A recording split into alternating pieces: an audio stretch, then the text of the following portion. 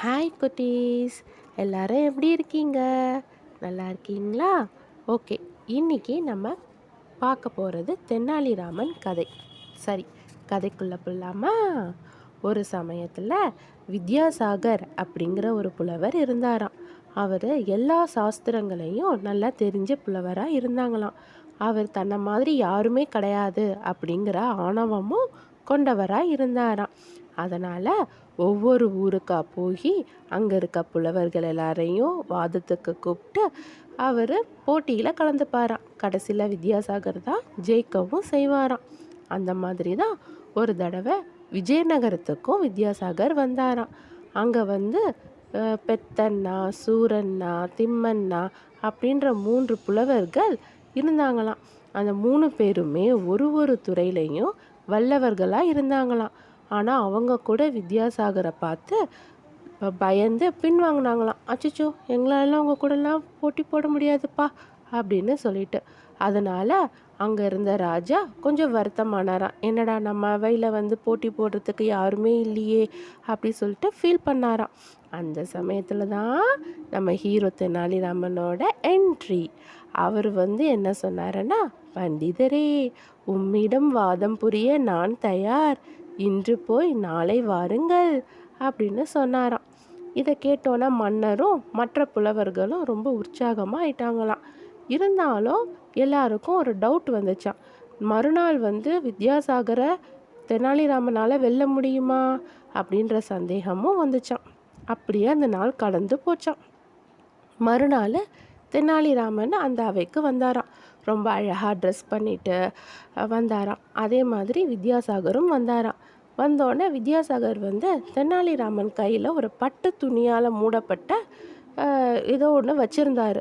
அதை பார்த்தோன்னே வித்யாசாகர் கேட்டார், என்னது அது அப்படின்னு சொல்லி கேட்டாராம். உடனே தெனாலிராமன் அதுக்கு ரொம்ப இலக்காரமாக பார்த்து ரொம்ப திமிரா, இதுதான் வந்து திலாஷ்ட மகிஷ பந்தனம் அப்படிங்கிற நூல், இதை வச்சு தான் நான் உங்கள்கிட்ட கொஷின்ஸ்லாம் கேட்க போகிறேன் அப்படின்னு சொன்னாராம். இதை பார்த்தோன்னே வித்யாசாகருக்கு ஒன்றுமே புரியலையாம்.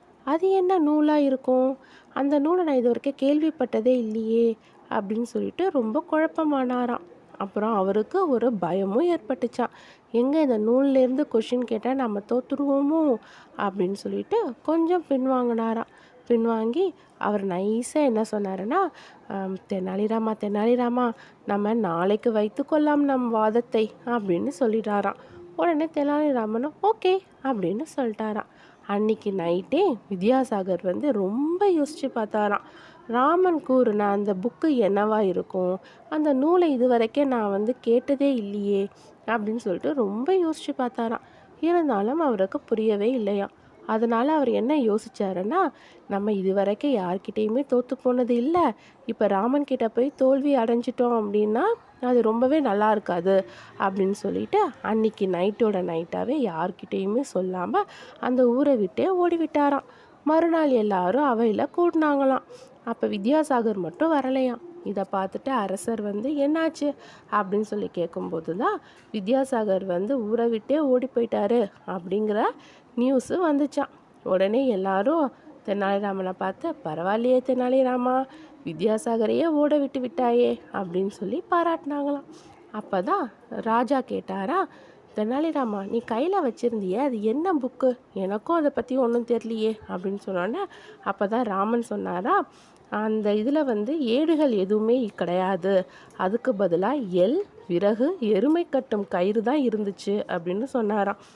அரசே, திலகம் என்றால் எல், காஷ்டம் என்றால் விறகு, மகிஷ பந்தனம் என்றால் எருமை கட்டும் கயிறு, இதைத்தான் வந்து நான் திலகாஷ்ட மகிஷ பந்தனம் அப்படின்ற நூலுன்னு சொன்னேன் அப்படின்னு சொன்னாராம்.